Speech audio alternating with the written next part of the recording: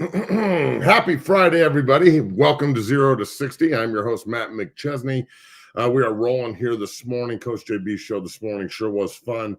And we're going to close out Friday with a great show here on 0 to 60. Hit you fast, hit you furious, and get you out of here quick.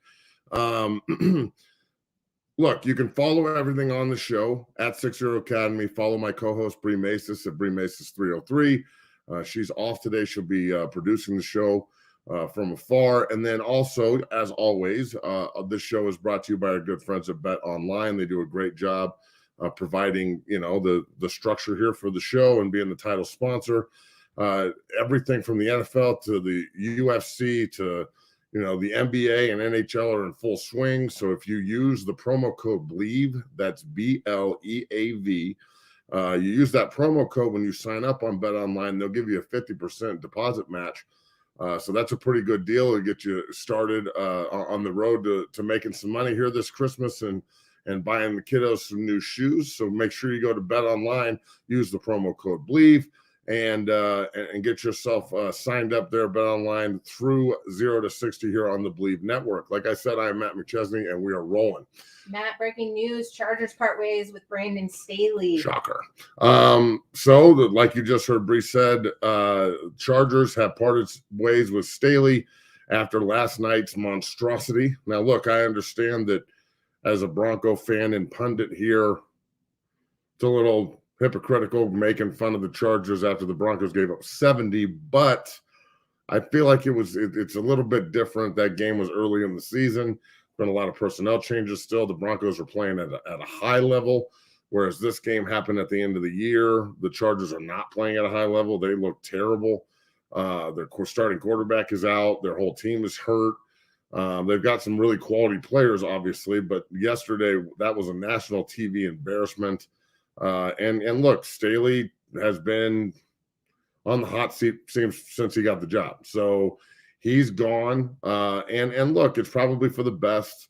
The next question is, who's next? Now, when you talk about who's next with the Chargers, the guys that keep coming up are Harbaugh and Belichick. And if I'm Jim Harbaugh, there's no way that I would leave Michigan. Just I wouldn't, other than putting up with the NCAA's bullshit every now and then and getting suspended for nothing.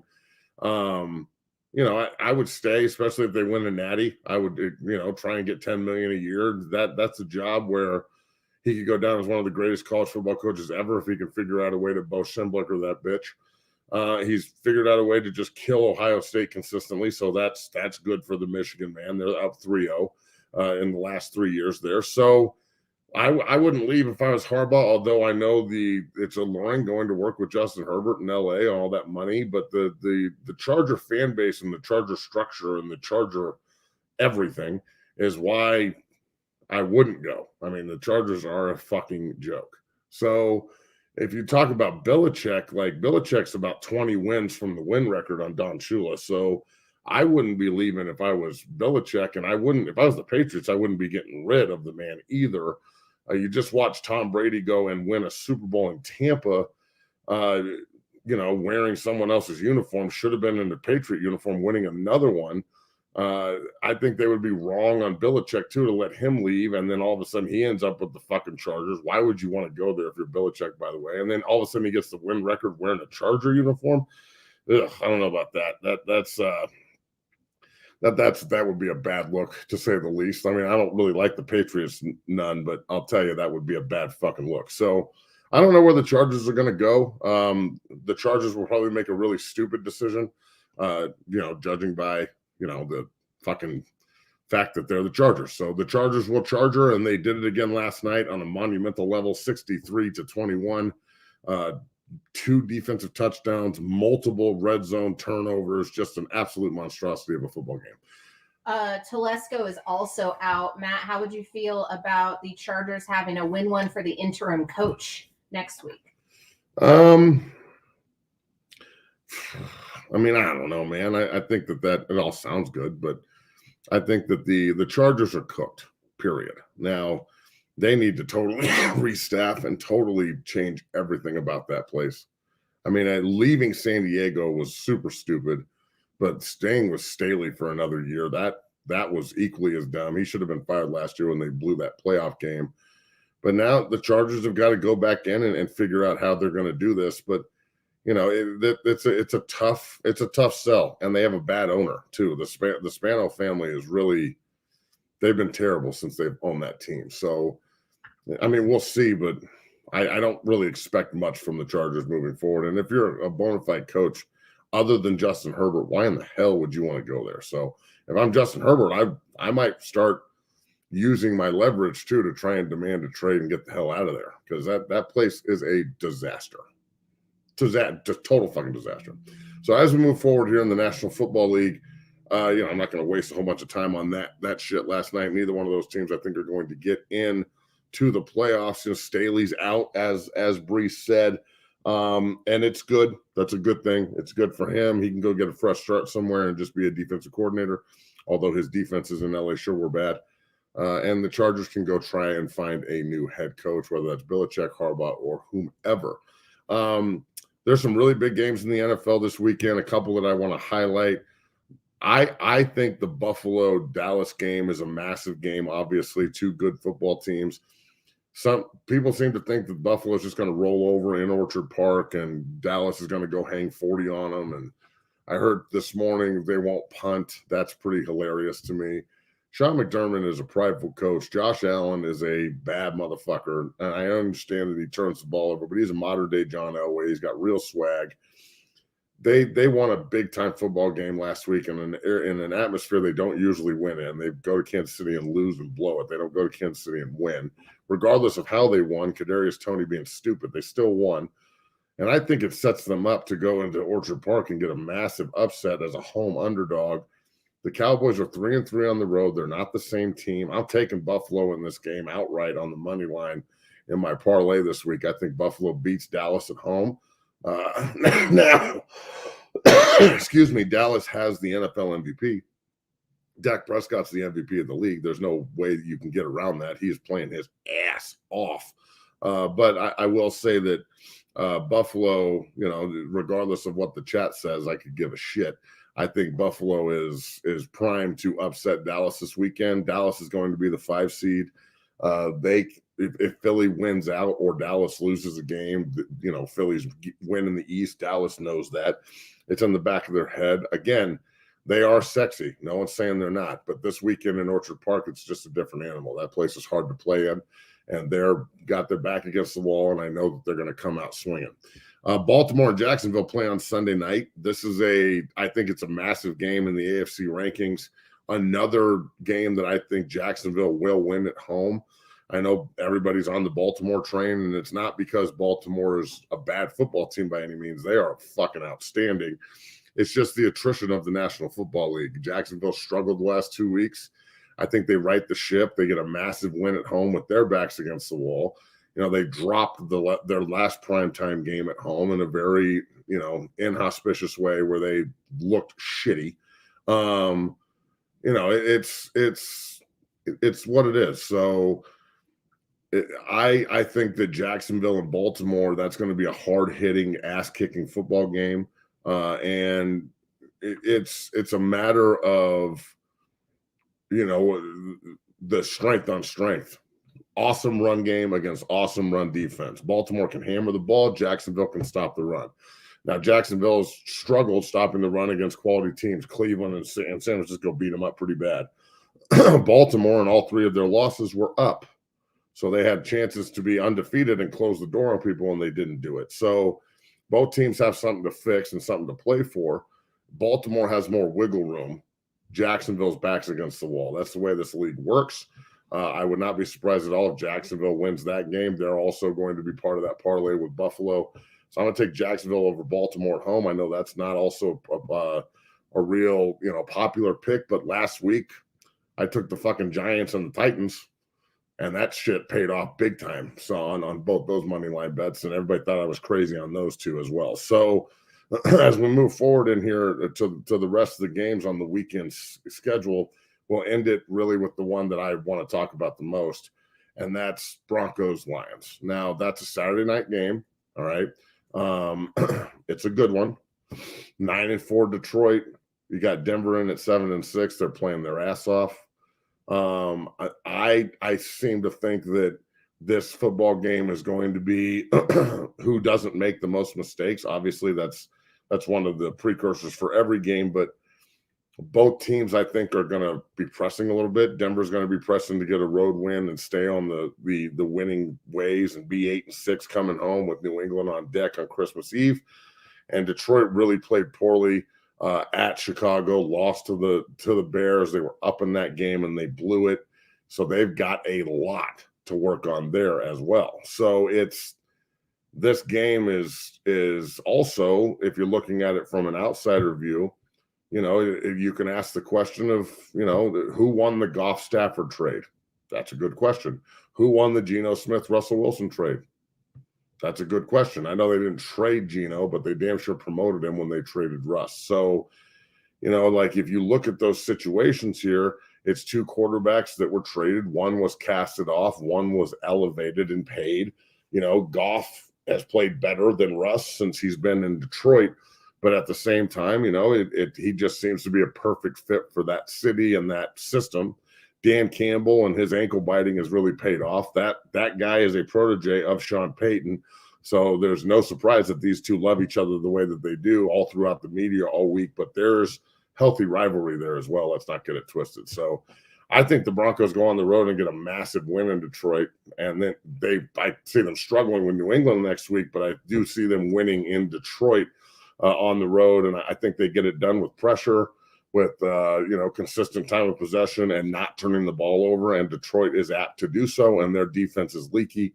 I think it's a huge opportunity. That's the third leg of my parlay there. So Buffalo, Jacksonville, Denver, put those three together, make yourself a little bit of money, and make sure you do it with Bet Online. Are Jared Goff and Russell Wilson the same quarterback? I mean, maybe from a stat perspective, but they couldn't be different physically.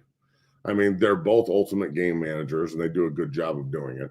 And again, I agree with Cam Newton when he says game manager is not a disparaging comment. I mean, absolutely, it's not a disparaging comment. That's a good thing. If you can manage the football game and win, then that's awesome. There's only a couple elite guys. So I guess if I had to pick who would I want more, Goff or Wilson, I would take Jared Goff over Russell Wilson right now, just because of the future implications as well. Although Russ is balling this year, and where he is inaccurate and where he does miss throws, he's made up for it with his feet and extending plays and closing at the end of games. So if Russ wants people off of his ass, he's got to prove it this weekend in Detroit. That's a very winnable football game, even though Detroit is a division leader and they're running shit. So, as we transition in here to college football, I do think the Broncos have a very, very unique opportunity in front of them. If they can get through Detroit, they've got three backup quarterbacks on deck to finish the season, with New England at home on Christmas Eve. And I know that the Grinch Belichick would like nothing more than to spoil the party, but Denver's a better football team. And then you've got a totally depleted Charger team and a Raider team that's going to be playing for everything. So that Raider game at the end of the year, if they can figure out how to beat Kansas City this weekend in Arrowhead, that is going to be a very, very interesting game that could be an extra playoff game. Whoever wins that could be the 7th seed if you really look at it from a bird's eye view. So if both teams win out, that Raider game at the end of the year sure will be important. You remember the Broncos lost to the Raiders at the beginning of the season by 1 point. So I'm going to bring that up. Is Patrick Mahomes going to come back with fire after his most recent outburst?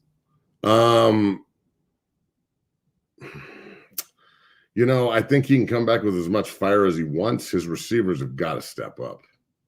I mean, Kelsey is obviously a first ballot Hall of Fame player. I'm not talking about him. The Watson kid, the other tight end, he seems to have his shit together. But the receiving core is awful. I mean, not only are they making just monumentally bad mistakes, but I mean, Kadarius Toney and what he did, and all that shit. The entire just Valdez-Scantling dropping the open touchdown against the Eagles. That's 2 games that the receiving core off the top of my head has cost the team. So if you're costing your team games rather than helping them win, or just neutral, like not fucking it up and making them lose, that's usually what you look for from your receivers. But these guys are costing them games and costing them opportunities. Like, they should be a 10-win team right now and fighting for the 1 seed, but Valdez Scantling can't catch, and Kadarius Toney doesn't know what the fucking neutral zone is. So I understand Patrick Mahomes' frustration. He's just pointing it in the wrong direction. Like, you're yelling at the refs. What do you want them to do? Not call the penalty?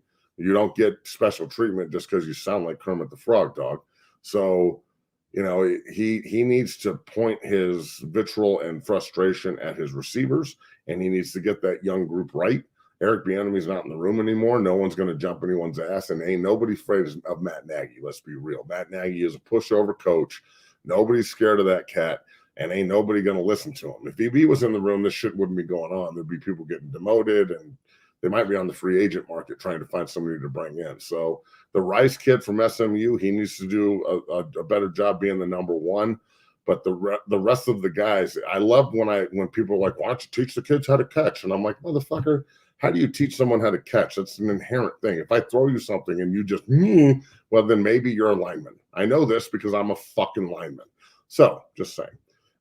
Let's get into some college football here as we read the comments here. I got a comment from Used Name. Said he saw your appearance on Whitlock. People must be getting exponentially softer by the year because I didn't hear anything that could be misconstrued as offensive. Yeah. I didn't really think it was that offensive, and thanks for saying that. But, it is what it is. I went on the show and I'm going to go back on the show in the future because no one else will. And apparently the Colorado Buffalo fan base is scared of Jason Whitlock, and I'd rather challenge him and get on his ass about how ridiculous his comments are about Shadeur and Coach Prime. And I think they're doing a really good job. They struggled this season. Even the fucking little meatball Jeff Nudie, whatever his name is, that little fuck is on JB's show today at the end of the show. I'm not even on the show, and he's talking shit about me. How did you get that intel already? I was going to throw it at you. Throw it at me, then throw it at me real quick. Get out of the comments. I just saw this little fuck is talking shit, and did that make a ball game? Hey, Jeff, dude.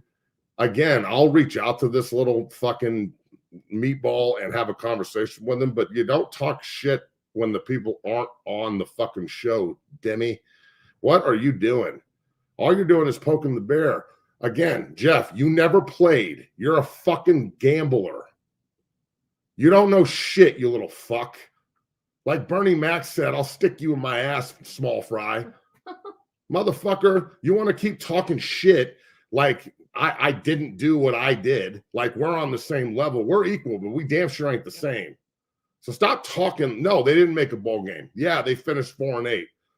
They had a rough year. They're going to be exponentially better next year. When you're betting on them and winning money next year, maybe then you can talk shit, you little fuck. But this is the kind of shit that really pisses me off. Come at me, dog. Don't get on Coach JB's show when I'm not on and talk shit. And I'll talk to Coach JB about this too. Why am I getting fucking dunked on by this little meatball fuck when I'm not even on the show? I was just on the show for an hour. Is there a motherfucking reason this little motherfucker wasn't on the show so we could have a conversation about what he thinks? So, Jeff, you got a fucking problem, homie? Because now this isn't like competitive banter anymore. Now I've lost respect for your bitch motherfucking ass. And now we got a problem, meatball. So you want to come at me with your mafia show and your East Coast fucking swag and all that shit? That's fine. Do it, motherfucker. Come. I know how to deal with motherfuckers like you. Gambler. You ain't no athlete. You watch us. Shut your fucking mouth. Come at me, motherfucker. Don't do it behind my back talking shit on Coach JB's show. And Coach and Schmitty, you're just going to let him do that shit? You get a fucking nice laugh off of it, motherfuckers? All three of you motherfuckers are on the list right now. Looks like. Don't tell me to calm down, dog. You calm the fuck down. Go to a different show. You want me to calm down. Give me a break. Brady B said, see, you just landed 2 more commits. Keaton and Destin Wade from Kentucky, outside linebacker and quarterback. Any comment? I love it. The kid from Vanderbilt they picked up too, the receiver, is a freak. So, look, the transfer portal is what it is. I'm not a really huge fan of it, but damn, man. I mean, I also don't know if I can really hate on it as hard as I want to. It is what it is, as they say. I had Jeremy Bloom on yesterday's show. We talked about this at length. about like the unionization of college football. You got to watch yesterday's show. It was awesome. How, like he thinks the players should strike. We talked about that for a long time. We talked about the college football playoff and how, he thinks Florida State got kind of screwed, yada, yada, yada. College football has a lot of things that go for it in a very positive manner, but for some reason they can't figure out how to shed all this lice that holds them back. And I personally think that if they could figure out a way to just operate like professionals and stop with all the NCAA bullshit, which is where Bloom thinks this is going to go, just the professionalization of the big time college sports, which needs to happen. The unionization, a president, rights, agents, real contracts, kids that can't just transfer year by year because they sign a contract with the school to play for them. If there is going to be a players union, like Tavon Cooper just said down here at the bottom of the comments, if there is going to be one, I think that Bloom should run for president of it. Like, I'm not just saying that because he's my homeboy. That is fucking true. So he's a bad man. He had an awesome interview yesterday. One of the things that was most telling about his interview, honestly, was when we were talking about the longevity of Coach Prime, right? And I tend to believe Coach Prime when he says he's going to stay for a long time. He said it multiple times. Now, I don't know what you want him to say. He's got to recruit, so you can't say he's going to leave. But at the same time, I do believe him, which might make me naive, but I don't give a shit. I also think that there's, I didn't know this, but there's obviously more information that I just posted on Twitter earlier. You can go on at 60 Academy and check out what we did. Is 0 to 60 will be retweeting that, obviously. But Bloom was saying that there's a long-term deal on the table in Boulder that Coach Prime hasn't signed yet. And if, that's news. I mean, that's crazy. So we'll see where that goes. Obviously, I want this man here as long as humanly possible to be our head coach moving forward. But Bloom did say something very telling also. And he was like, look, you just have to enjoy the moment and enjoy the now, which is how I live anyway. I'm a very moment-oriented dude. So I tend to agree with him. Like, enjoy what we've got now. Enjoy the moment. Next year is going to be an incredibly entertaining and also very fulfilling year for the Colorado Buffaloes and their faithful, in my opinion. It will be one of the most unique seasons ever, with probably most likely Shadeur's last season, Hunter's last season, Shiloh's last season, all three of them leaving together. Does Coach Prime stay afterwards, moving back to the Big 12, an extremely different and easier conference? And I don't think they care about who they play, but it does matter. They've got, their over-under total right now is 6-6 for next year. I think that is extremely attainable. I think they'll go over on that. I thought they would win 6 games this year, and then they ended up losing, 6 of their 8 losses by 1 score. So they've got a lot to build on. And, Jeremy and I talked about this at length yesterday too, being brothers and playing on teams together. But we were on a 5-7 football team when I was a junior that was super loaded with talent, way more talent than the team the next year when I was a senior. But we won 8 games when I was a senior. The other team won 5. And it's because we had won for so long. That group needed to go through the adversity to figure out how to win moving forward. And then they won the North for 2 more years in a row. So it's sometimes the adversity is what drives you. And I think that's the most important thing here. And what, little meatball fucks like this Jeff Nuda guy don't understand. Football is bigger than just the bet you lay on it and how you personally feel about it.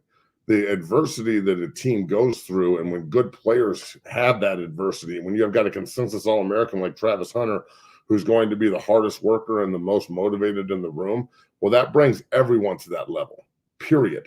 So you either get on that level or we find somebody else that will, and now with the transfer portal, we can. So I think that the Colorado Buffaloes' future is extremely bright, regardless of Jeff and all these other fucks that want to talk shit, because goddamn, all you have to do is say Coach Prime, Colorado Buffaloes, Jason, there's 4 or 5 keywords where you say it and people in Buffalo country freak the fuck out. Craig Henry had a great question. He said, I know how you feel about the portal, but in your opinion, how much of an improvement has CU made in the trenches, both sides, pending commitments on the D-line? So look, I'm eager to see what happens on the D-line. Is Coach Sapp actually going to come in and be the defensive line coach? I know he's working on getting his degree, and awesome, go get it. I'm eager to see what happens there. I don't know. The defensive line stuff's moving a little slower than the offensive line stuff. Dog, the offensive line stuff, I am fucking pumped. Not only are you getting Jordan Seaton, who I've met multiple times, plays next to my dude, Brett Coolj, down at IMG. Brett went to Valor. He's been in my program forever. He's like honestly like a son. Really good friends with my kid. They train together. Brett plays left guard right next to Seaton and just raves about this kid and how hard he works and how much of a dog he is, and he's a finisher. And when I watch him play, I see a young Orlando Pace, young Walter Jones. And those are two first ballot Hall of Fame bad motherfuckers. So I think Jordan Seaton early enrolling the way he is and getting on campus early in January, and then also being coached by Phil Lodeholt. And it's Phil's first job as an offensive line coach. He's coming from Coach Beatonbaugh's system out of Oklahoma, where all they do is produce fucking talent. And, Phil is going to try and turn Jordan Seaton into Trent Williams, because Trent is one of those guys from Oklahoma. So that's the kind of talent this kid has. So you walk in, he early enrolls. That's his red shirt. He goes through the entire winter, the entire spring, the entire summer, eating, lifting, getting right. He's the left tackle, and it's lockdown because that sumbitch is good. And then you went out and you get the big kid from Indiana. You get the big kid from Houston. Those are two of your guards, and they're massive humans. Savion Washington is going to be coming back at right tackle. And before he got hurt and banged up with his ankle and had to play injured the rest of the year, I know it's an excuse, but there's also a reason. He was pretty elite, with even Coach Prime talking about how he's a pro. So Savion didn't go to the transfer portal. He's going to be back. I'm eager to see what they do at center. Tyler Brown is going to be, coming back, and they went out and got a lot of dudes, and they put him in front of Tyler, essentially. People kind of forgot about TB. Don't forget about that dude. He's a bad man. He's got a big heart. People on that team love him. He didn't get to play last year, and I think he's an extremely versatile player that could play right tackle, both guards, and I think could play the center position too if he's taught how to do it. And I guarantee you he's already done it in the past. So I really think that the offensive line is going to be a massive upgrade. I don't know what the fuck this is. Another Buff fan who's totally ill-informed. Why am I down on the O-line? Apparently you're a feelings guy. They're trolling. Yeah, they're trolling. It's just stupid motherfuckers that don't listen to what I'm saying. Not once was I down on them. I think that we need to build and we need to develop. We need to take a first-year offensive line coach and see what he's going to do, and Phil Lodeholt. You couldn't hire someone better to work with the tackles than that guy. We need intensity. We need aggression. We need all those things that this fucking fan doesn't understand and thinks we can just go buy.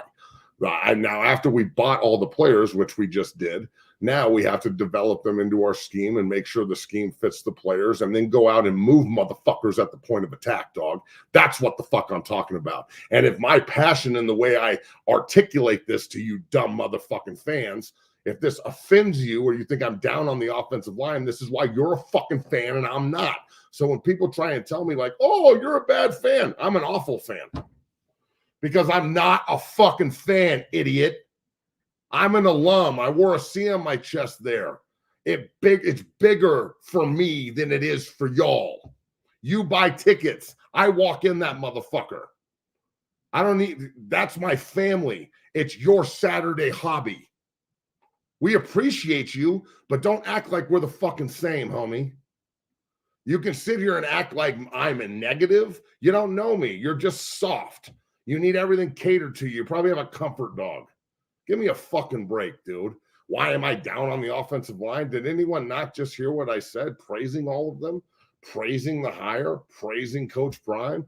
I was by far the first person in the entire country to go on Coach JB's show a year ago, tell them that Coach Prime was going to be the coach, number one, and then number two, sit there and advocate for the guy, and all I've done is fucking talk about how good Shadeur was going to be, how good Hunter was going to be, how good everything, like how incredible this entire situation was going to be.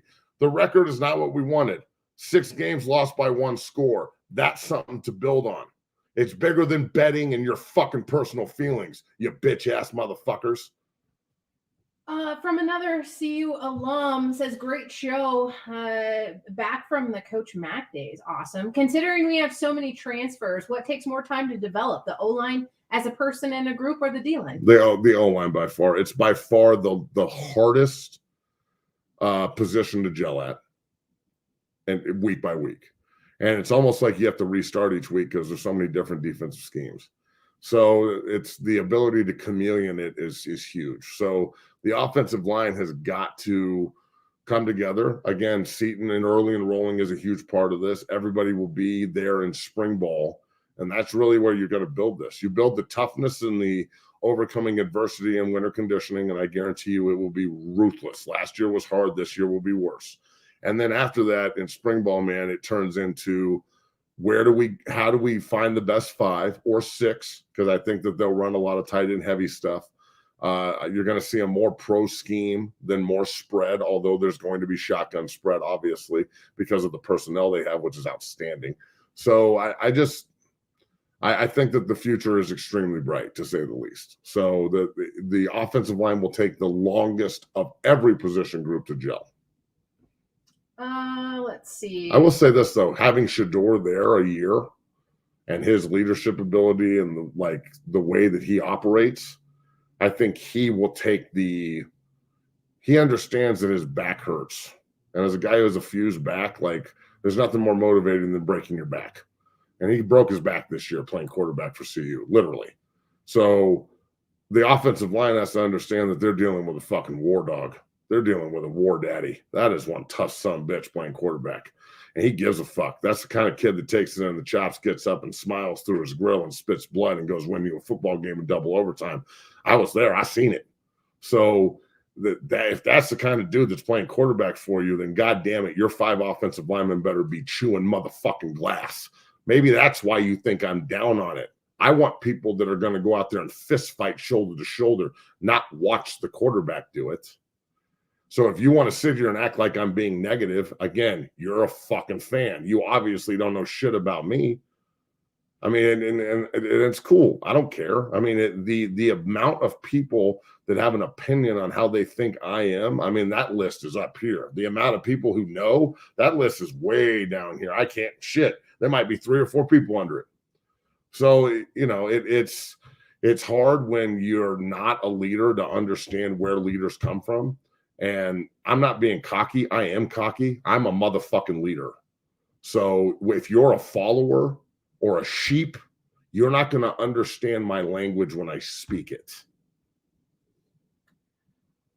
I'm still banning people in the chat because I feel like it. Ivan said, I love the block button. It's the best thing on earth. Well, that's the thing. I don't want to see it. And it's annoying. And I'm trying to run a fucking show here. So Ivan said, which is your favorite pickup on the O-line so far? Who makes the biggest impact? Oh, by far Jordan Seton. And I know that's the easiest one, but he's a 5-star #1 player. And we're not just talking about potentially good.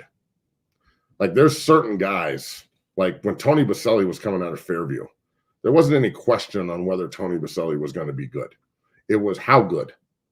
When Andre Gerard got committed to CU back in the day, it wasn't a question of how good Dre was going to be. It was how good Dre's going to be. When Trent Williams went to go play at Oklahoma, it wasn't, well, I wonder if this Trent Williams kid is going to be good. No, it's how fucking good could Trent Williams be? The best offensive lineman I've ever seen play. That's Jordan Seton. And he can set the tone. He's already come out and said, if you're not a dog, don't come to CU. It's like the coolest thing I've ever fucking heard because I didn't think we were going to get him. I didn't think there was a shot in hell we'd be able to get this kid. And the fact that they bagged him the way they did, and not only did they bag him, he got a bag, and he's the point of the spear recruiting other kids. I know what that feels like. I was the first commitment of my class in 2000. I helped Coach Barnett go bag Sean Tufts and Sinewski and Sorrell and even Marcus Houston and Craig Oaks bitch asses, even them, and Sam Wilder and all these other cats that we played with, like the Jesse Wallaces of the world, Purify. Remember, Marcus Houston was the #1 running back in the country, and we got Bobby Purify too. I don't know how we swung that, but thank God, because Bobby is 55,000 times the player Marquisha was. So sometimes the rankings are a little skewed, but not in this case. Jordan Seton is a bad man. He is going to be a top 5 pick if he stays healthy, knock on wood. And I just don't think there's a world where he doesn't develop into the dude he wants to be. He said it plainly. Coach Prime has a gold jacket. I want a gold jacket. He's going to help me get a gold jacket. Gold jackets for fucking everybody. That's what I'm into. Gorgon said, everyone, can we hit the thumbs up button? Please tell the people. Please do. Tell the peeps. Tell everybody. Oh, Tavon Cooper, I like this point because you've said it before. I want you to reiterate it. Tell these fools that when your quarterback's jersey is the dirtiest on the field, that's a problem. It is a problem. And look, there's two ways to look at this. Number one, if it's consistently the dirtiest on the field, that means he's always on the field, which means he's the toughest son of a bitch on your team. And when your quarterback is the toughest son of a bitch on your team, you start saying things like, man, that guy reminds me of John Elway. Man, that guy reminds me of Tom Brady. Man, that guy reminds me of X, Y, Z. Okay? So what I'm saying is Shadeur, the punishment I watched him take last year and then get up from damn near every hit and just go back and give it to him and see you in games and, bring them out of the pit of hell, essentially, because let's be real, before Deion got there, we were on the precipice of being totally fucking irrelevant. And if we weren't already, and Bloom even said this yesterday, and I don't know if I agree with this or not, I got to think about it more, but he seems to think that if Coach Prime wasn't in Boulder when they did the Pac-12 falling apart dance and everybody started, redistributing wealth, that CU's in the Mountain West. They're stuck with Washington State and Oregon State, and they're going to the Mountain West, and then life's over. Because if Colorado went to the Mountain West, I can't watch anymore, and life sucks. And now we're on the same level as CSU, and I probably have to jump out of a window. So I don't want to do that, but I'm saying, what the fuck, dog? You go to the Mountain West, and I have to be in the same division as UNLV and goddamn the sheep up the street and all those fucking veterinarians with their arm-length gloves sticking up the ass of a camel. I'm not with that shit. I went to Boulder to learn how to roll J's. I didn't go to fucking Fort Collins to learn how to roll with my sister. So, talking shit today. So, look, if that would have happened, I don't think I could have lived with myself. And I'm so glad it didn't. And look, if Coach Prime got us into the Big 12 and made it more alluring, awesome. So I think that's a winnable conference too, way more so than the Pac-12 that, look, I gave the Pac-12 a lot of shit, but damn, it sure did humble the entire fan base and the community. When I was playing, I thought the Pac-10 was pretty soft with the exception of SC.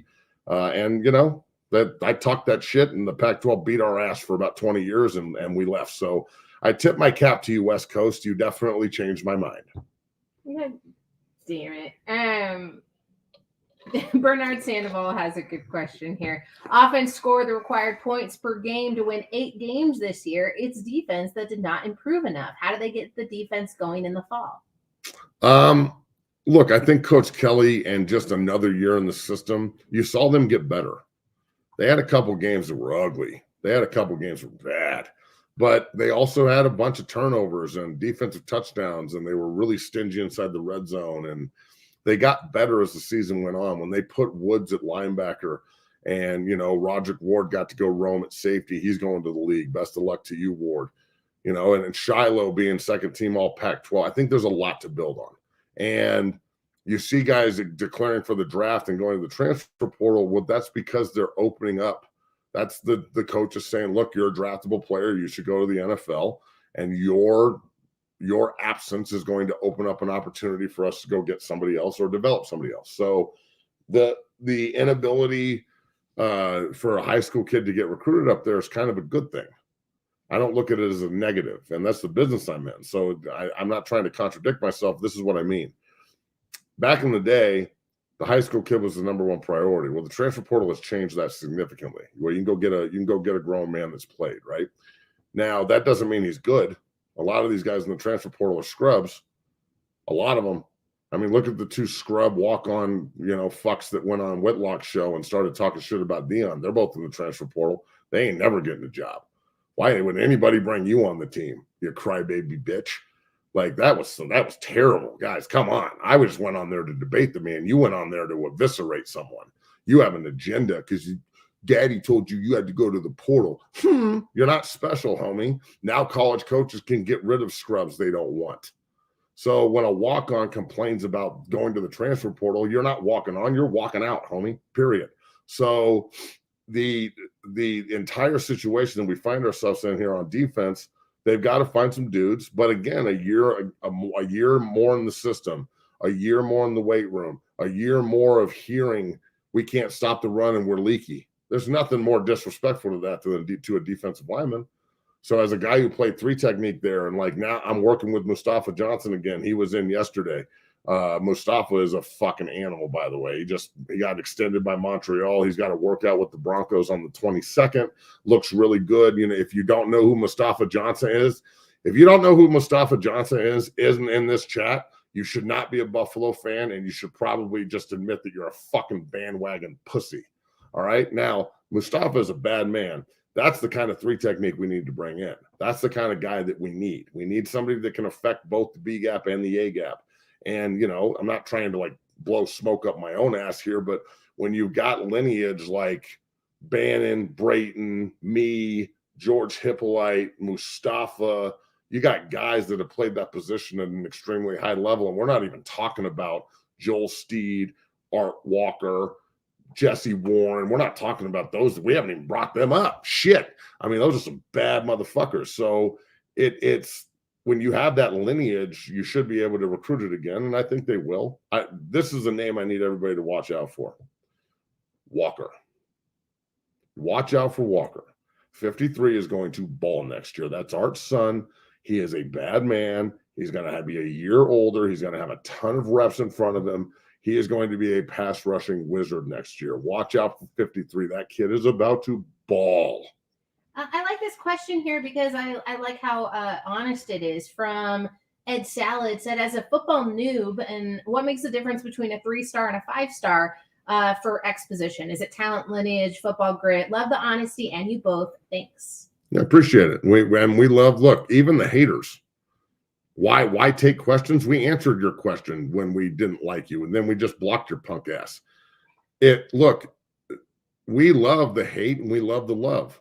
To be honest with you, this is the only place I read comments in the entire world. Is that not true, Bree? Yeah, and I wish you would stop. I'm trying to drive. We need to make sure that the comments are turned off on my site in the future. Then, okay, we can make that happen. I don't want to read these fucking comments either. My point is this: I don't read comments, like very, very rarely, and I don't because then I get into stupid arguments with idiots on fucking Twitter that have 24 followers, and I'm like talking to myself like, wow, what am I doing? So, like, I don't want to have any conversation. I'm not doing this to have a conversation. It's my job in the media. It's why I went and talked to Whitlock. It's my job. I get paid to do it.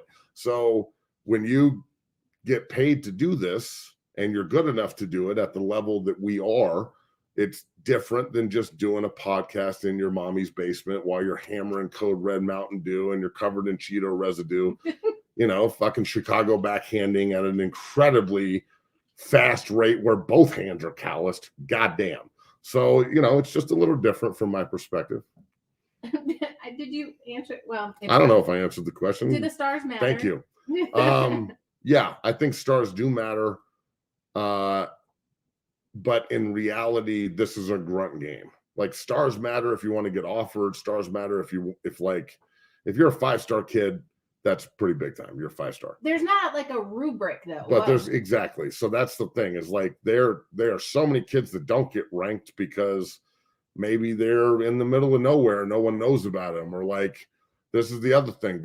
I know a bunch of the people at Rivals really well. And people get mad at me about this on the Front Range. I love how they get mad about this, but as a coach and a guy who pushes these players to try and help them find opportunity, and then I don't sell them to the coaches. All I do is present. So I push them and then present them correctly. When like you see a kid who's a 2 or a 3-star and then they get offered by somebody and then all of a sudden they're a 4-star. Well, that's because the coach on the staff called the people at Rivals and they were like, hey, we're going to offer this kid. And because we're offering him and we're who we are, we need him to be a 4-star recruit. So that's where it gets skewed a lot of the time. So when it comes down to it, tape don't lie. The evaluation of the head coach, the evaluation of the people that work with them, their football consiglieraries, like I consider myself, that they don't lie. I don't sit there and try and sell anybody because then the coach will never come back. But when you have a lineage like we do at 6-0, this is why I find like some of these conversations I have with people ridiculous. The amount of people that have walked in my doors and walked out with scholarships, NFL pensions, like setting themselves up for life, I can't even begin to list how many people there are. And I think stars matter to get you recruited to a point, but when you put your fucking pads on, I don't give a fuck about the stars. I don't care where you're drafted. I don't care if you're undrafted. I don't care if you have stars. I don't care if you have 0 stars. None of that shit means dick when you put your fucking pads on and you get on the field. At that point, it's man on man. Who the fuck is going to step up? Who's going to play? And honestly, stars and draft status put targets on guys in camp, put targets on guys in practice, put targets on guys in games. If this is a 5-star offensive lineman, defensive lineman, I'm trying to fuck him up. What does that say about me? If this is the first round draft pick, like when I was with the Jets, we drafted a guy named Vernon Goldston. Looks like Tarzan, plays like Jane, bubble muscles. Okay, had got $70 fucking million. One of the worst football players I've ever seen in my entire life. Was the biggest mental cripple I've ever been around. Could not get out of his own way to save his life. Just total softy, didn't want anything to do with football, loved college where he could just run around and muscle people. But when he got to the NFL and he's playing against men who want to beat the shit out of him because I'm making league minimum and this soft fuck just got $40 million guaranteed on a $70 million contract and then held out. Well, that's amplified when Mike Tannenbaum walks up to you in the stretch line, and people will know this name if they know the Broncos. Well, Will Montgomery is the other guard, and I'm playing guard on the other side. I'm playing right, he's playing left. And they would the first day that this fucking punk Vernon Goldston came back to practice, the only day, the first time he ever came to practice because he held out, they would rotate him to each side, and we would run counter. We would pull, and Tannenbaum walked up and said, we're going to run counter 20 straight times, 10 right, 10 left. And we're going to put Vernon each time outside. And we want you to eviscerate this fucking kid. We need to figure out if he can play. We have a lot riding on this. And it was like, now I'm getting the affirmation from the GM that he wants me to destroy his 4th pick. Okay, I'm into this shit. That's just my game. Let me put my mouthpiece in. Oh, wait a second. I didn't wear a mouthpiece. Let me button up my fucking chin strap and run through this bitch's face. And we did it 20 times. The kid quit practice, went in. He was in tears in the training room and shit. Like, this isn't calling. No one's going to hold your hand, dog. Those tears are blood in the water for the Sharks, and I'm a fucking swimmer, homie. So it comes down to, if you want to be starred, you want to be ranked, you want to be rocked up and be one of the guys, well, God damn it, that target's going to be big. People are going to be coming after it. There's going to be trolls online talking shit just like they do now. Everybody's trying to tear everything down. So, just be ready for it. It's why the armor you build both mentally and physically is so important, because you're going wartime. That's what this game is. Awesome. So Boss Aquatics keeps asking about the Wade twins. We talked about it a little bit today, but everyone seems to be really excited about this. A backup quarterback for Shadeur. Will Shadeur be ready to go with that back injury next season? I'm sure he'll be fine. I don't think there's any surgery required, or they would have done it already. Just let it heal, and then understand that it's an issue, and stay on top of your rehab. Once you hurt the middle of your body, I have a 5-level cage fusion in my back. So essentially I have a rod up my ass and like 3 spacers and 9 screws. It's not fun. That's not what he has, but it can deteriorate into that if it's not taken care of, or it's a degenerative problem for too long. So the last thing you want is for him to be hurt. So just take your time, come back when you're 100%. When they clear him to be 100%, he's 100%, and we roll. So injuries are part of the game. I'm glad it wasn't catastrophic back injury, and it's something that they can fix just through healing and rehab with no surgery and bolts and all that kind of shit. That would be one of those situations where you have to stop playing. That's why I had to stop. When the doc looks at you and goes, look, if you hurt yourself in your back, you could be in a wheelchair for the rest of your life. That kind of changes your perspective on football. So I'm glad that that's not the case here with Shadeur. Absolutely. Brady B said, I think our front 7 was just about as big of an issue as the O-line last year. Do you think focusing on only offense to start was the right move?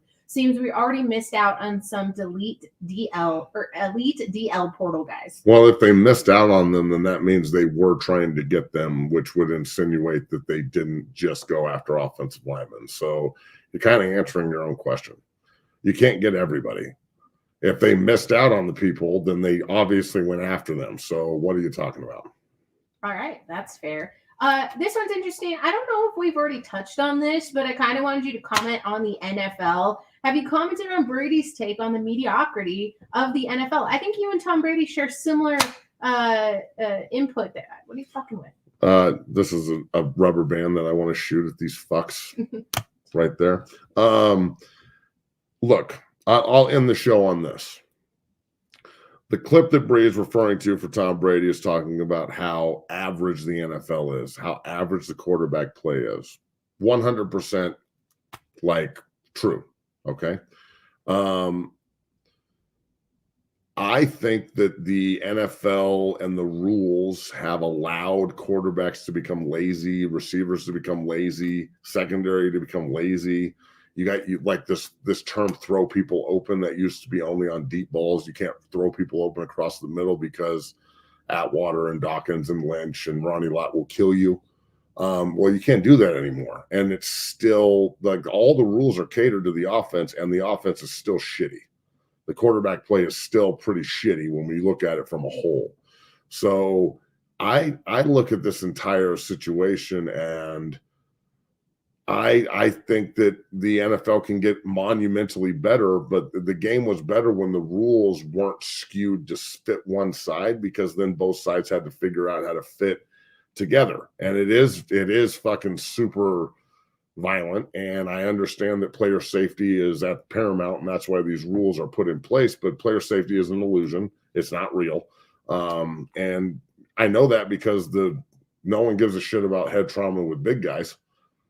And even Nick Ferguson, who we had on the show talking about this, he was like, well, the collisions aren't the same. And I disagree wholeheartedly with that. Me running 10 yards full speed at 340 into a 250-pounder head down, head to head is just as vicious as a safety hitting a receiver at 8 yards. So, it's a weird game and a weird spot. But at the same time, that Tom Brady's not wrong. That's for damn sure. So I would never consider Tom Brady to be wrong. Let the people know that this show is sponsored by Bet Online, and that we'll be back on Monday. The show is brought to you by Bet Online, and they do a great job, and they're our title sponsor. Remember, you can use the promo code BLEAV, and you'll get a 50% deposit bonus. Hey, we should definitely block this Buffs fans for you to hate one. Done. I'm not going to listen to this fucking guy's bullshit anymore. All right, so we really appreciate everybody. Thank you so much for all that you do. Make sure you subscribe and pound that like button. Yeah, folks, we really appreciate you. Have a great weekend. Bree, thank you for all you do. And go Buffs, go Broncos. And remember that parlay this weekend on Bet Online: Buffalo, Jacksonville, Denver. Get paid with the big guy. Peace.